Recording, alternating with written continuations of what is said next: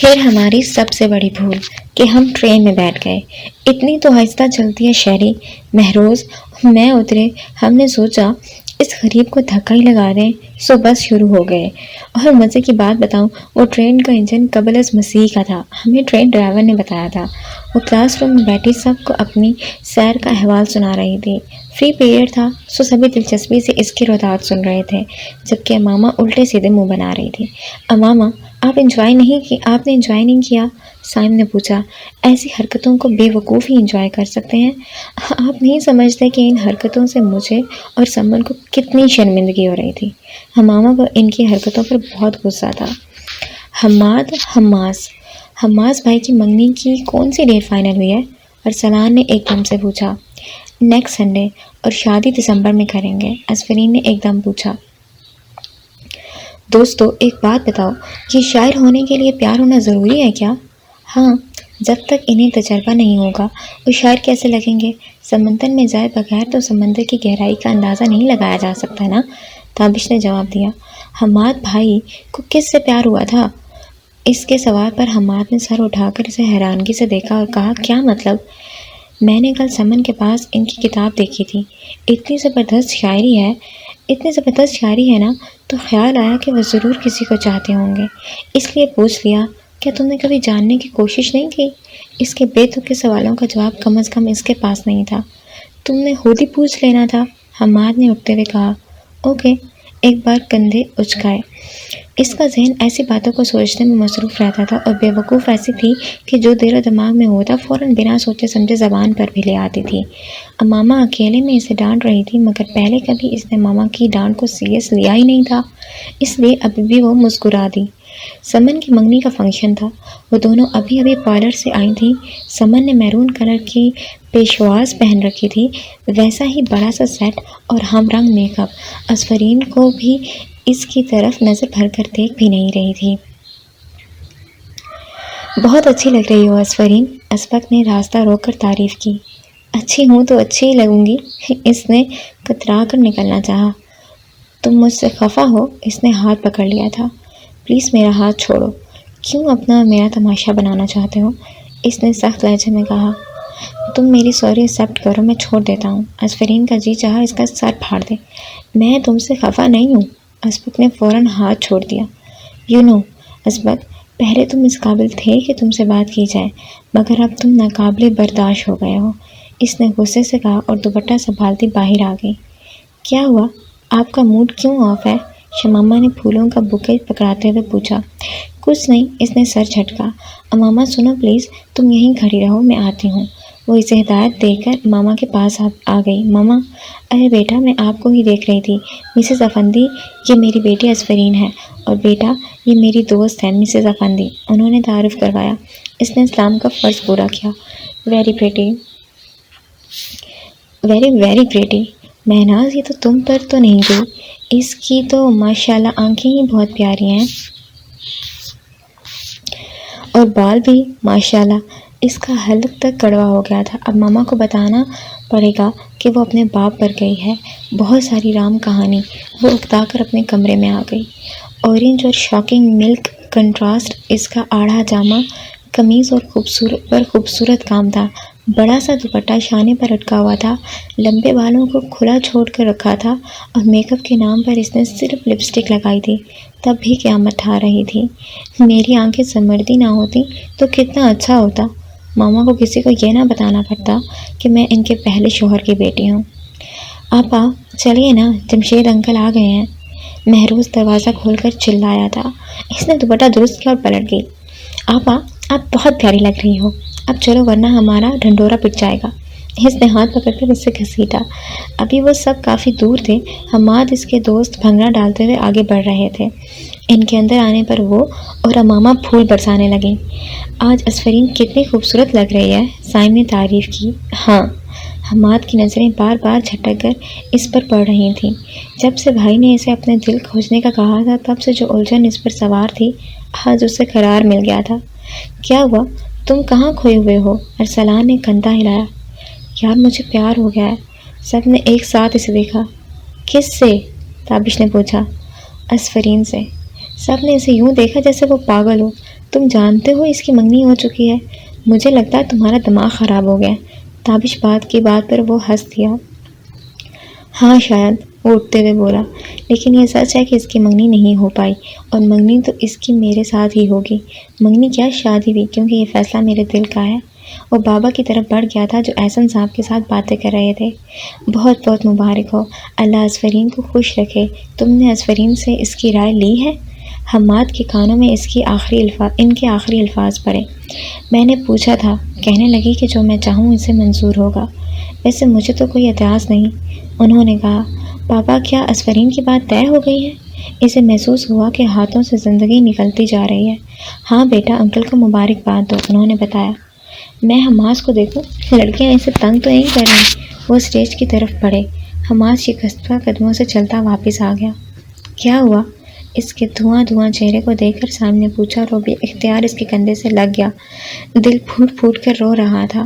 ابھی تو محبت کا احساس ہوا تھا، ابھی تو دل نے خواہش کی تھی، اور ابھی ہی دل کی دنیا لٹ گئی۔ اتنی جلدی اتنا بڑا طوفان آ کر گزر گیا۔ چلو آؤ۔ تابش نے اس کا بازو پکڑ کر گھسیٹتے ہوئے اسے باہر لے آیا۔ ان کے گھر سے تھوڑا دور چلڈرن پارک تھا، وہاں لا کر اسے بینچ پر بٹھایا۔ اب بتاؤ کیا ہوا ہے؟ کچھ دیر پہلے تو تم بہت خوش تھے، ارسلان نے اس کے پاس بیٹھتے ہوئے پوچھا۔ وہ اس کے کندھے پر سر ٹکا کر بچوں کی طرح سسک پڑا۔ ارے ایسا کیا ہوا ہے؟ تابش نے اسے پوچھا۔ میرے ساتھ ہی ایسا کیوں ہوتا ہے؟ میں جسے پیار کرتا ہوں وہ مجھ سے چھن کیوں جاتا ہے؟ پہلے مما اور اب اسفرین۔ کچھ دیر بعد خود پر کنٹرول کر کے سوال کیا۔ جب اسفرین ملی تو اس کا لاپرواہ ہنسمکھ انداز مجھے اس کی طرف متوجہ کر گیا۔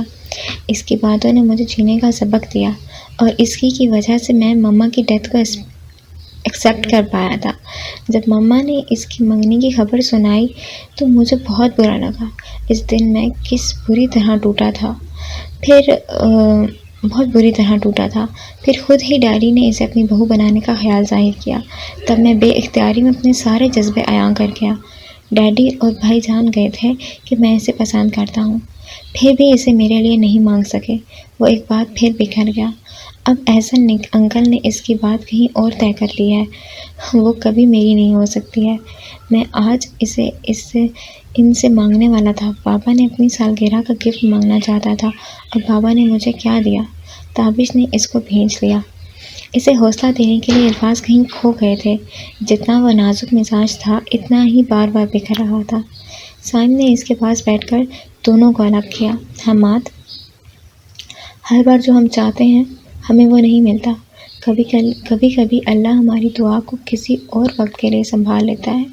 تم نے جو دعائیں مانگی وہ ضرور پوری ہوں گی، مگر کب اور کیسے یہ کوئی نہیں جانتا۔ ادھر دیکھو، آج تمہارے بھائی کی زندگی کا بہت اہم دن ہے۔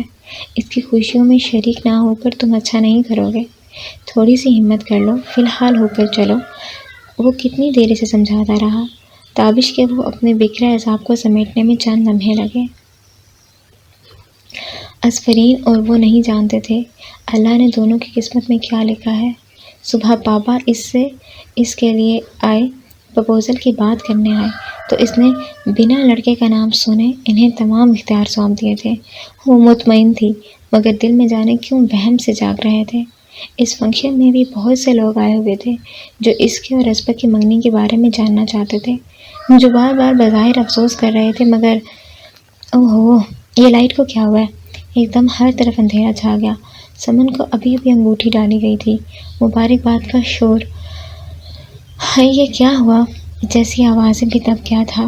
وہ کینڈلز لینے کے لیے اٹھی تو پاؤں مڑ گیا تو بے اختیار آہ نکلی۔ سنبھل کر ابھی گر جاتی۔ حماد اندھیرے میں بھی اسے پہچان گیا تھا۔ Happy birthday to you. ایک دم اس کے ارد گرد شور بلند ہوا۔ اگلے پل لائٹ آن ہو گئی تھی اور وہ دونوں حیرانگی سے سب کو دیکھ رہے تھے۔ حماد، آج کا دن بہت خاص ہے، جانتے ہو کیوں؟ کیونکہ آج میری منگنی تمہاری اور اسفرین کی سالگرہ بھی ہے۔ دیکھو ذرا، 12 بج گئے اور تم دونوں کی زندگی کا خوبصورت سال بھی شروع ہو گیا۔ حماس بھائی ان دونوں کے پاس چلے آئے۔ پاپا نے آگے بڑھ کر اسے وش کیا، اور ادھر انکل نے حماد کو۔ ہمارے پاس آج تم دونوں کو دینے کے لیے ایک سرپرائز گفٹ ہے۔ حماد، تمہارے لیے تو بے حد خاص گفٹ ہے۔ جمشید صاحب دونوں کے قریب آ کر رکے، پھر حماد کے ہاتھ میں انگوٹھی پکڑائی اور کہا یہ اسفرین کو پہنا دو۔ وہ ساکت رہ گیا۔ دھچکا تو اسفرین کو بھی لگا تھا۔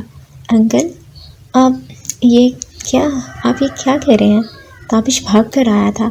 یار کبھی اپنی منگنی کی خبر سن کر کسی کو سکتے میں آتے دیکھا ہے؟ برخودار آپ پہنا رہی ہیں یا میں اسے واپس رکھ لوں؟